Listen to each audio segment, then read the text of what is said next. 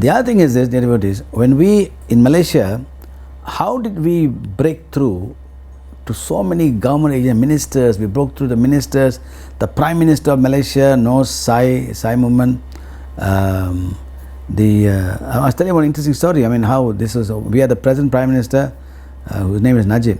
Previous Prime Minister Mahathir Mohamad, he knew all about Sai movement. He used to be very respectful of Sai because he saw the work we are doing. Okay, and that's what he began to be very impressed.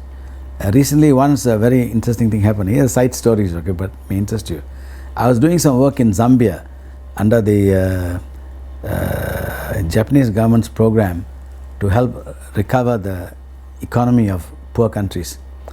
And when I was there, I was working in the President of Zambia's office with his advisors, creating the agenda for action, how to improve the country. One day my Prime Minister, Malaysia, came to Zambia when I was there. And when I was there, I briefed both sides, before the meeting, before they formally met, on what the Zambian government wants and what the Malaysian government can offer. So the meeting, very interesting how the meeting was, that the head table was here, and the Prime Minister of Malaysia sat here with the Malaysian delegation this side, and the Zambian president sat here, his ministers here. And I was now not part of the Prime Minister delegation. I was there before. I was part of the work I was doing in Zambia. So I was sitting behind the Minister of Finance of Zambia, and the Japanese ambassador, all were there, who were part of the program. So when Prime Minister walked into the room, I already met him earlier to brief him. So he saw me sitting. Hey, Jaga, what you doing here? So I'm here today, part of the Zambian team, I said. And then they met. And of course, because we had briefed the two sides very carefully what they should ask for, what will be given. So the meeting finished in about half an hour, the formal meeting. Then they began to talk about football and what have you. Then the Zambian president, Zambia is 95% Christian country. Yeah? He told my prime, we are an interfaith nation, he said.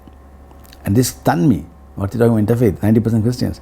He said, for example, he said, I am a Catholic. Then he turns to his other minister. He's a Seventh-day Adventist. He's a Jehovah's Witness. He's a Methodist, Anglican. He kept introducing interfaith. Then the Prime Minister of Malaysia sitting this side, he said, we also interfaith nation, multi-faith nation. I'm a Muslim, and my colleague here, the ambassador here, is a Christian, and the other members come with me is a Buddhist. The other one is Muslim. He introduced his team. I'm sitting here, so he didn't mention me. So I raised my hand and said, don't forget, I'm a Hindu, I said. And you know what the Prime Minister of Malaysia said in front of the entire crowding? He said, yeah, Jaga, you're Hindu, but you're Sai Baba, you're universal. And that stunned me, that I didn't understand that he knew so much about what you are Sai Baba, you're universal, he said. And that was very proud, to hear him say that. That shows that what work we're doing is recognized at the highest levels of, not because of me, but because of the Sai Baba movement, what's been happening. Later that night, we had dinner, and he laughed and said, hey, Jaga, you see, I told them, Sai Baba is universal. He said, I know, he said. So different, it's by actions will be known, okay.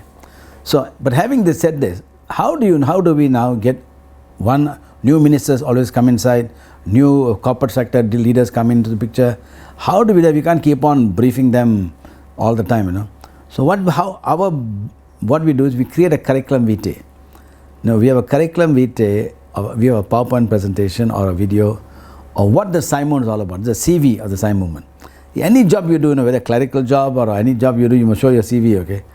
What's a CV? So we do it two ways, either by showing this by PowerPoint, or we do souvenir programs like this.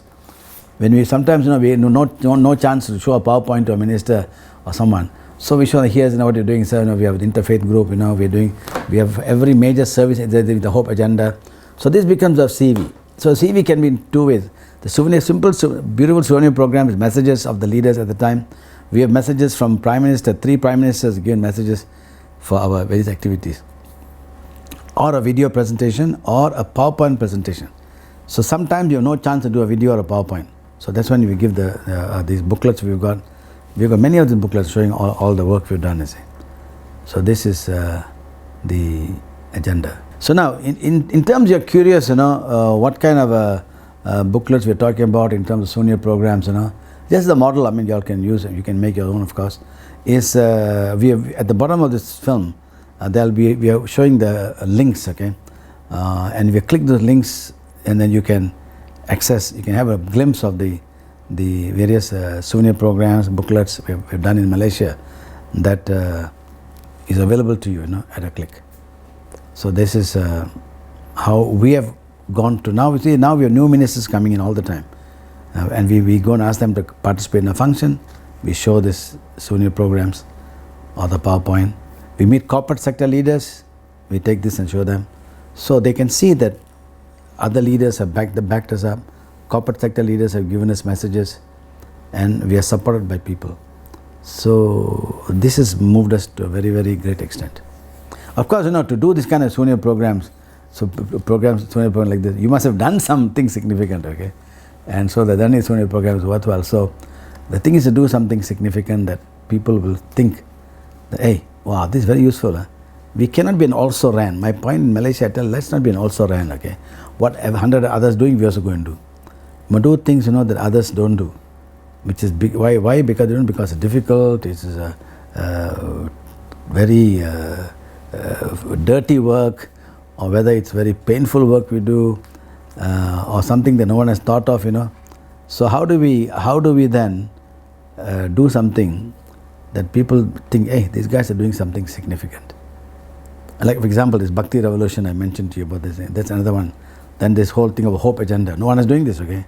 H.O.P.E agenda. So that gets people's attention, okay? Hey, this is something. So it must be significant. So under the Interfaith now, under the Work for Values or this community engagement, public meetings, let us do significant events that we can tell the world that the country will benefit. If you do, let's say, even medical camps. We have done 1,500 medical camps. But dear devotees, there are bigger champions in this world for medical camps, okay? These Doctors Beyond Borders, they do a lot of things, beyond that. So we also, when we join that, it's good work, but it's also ran. We talk about environment. In environment too, there are major giant players in the world, on environment. In Canada, there's something called #reality. Then this group, this Green Project, so many groups, are doing. So they have already. So we also will come in, and we will also run. So what we try to do in Malaysia is that what is it significant that we must do in every country, that we make a difference, that others have not done. This is good. Again, Work for Values, which Canada has done, is another example. It's not a big. They've done it so many years, so that some cities in Canada have named 20th of November as Human Value Day, Baba's birthday. So to do significant things that can make a difference, that's the challenge of the public outreach program. Reach out and touch the hearts and minds of people. Thank you very much.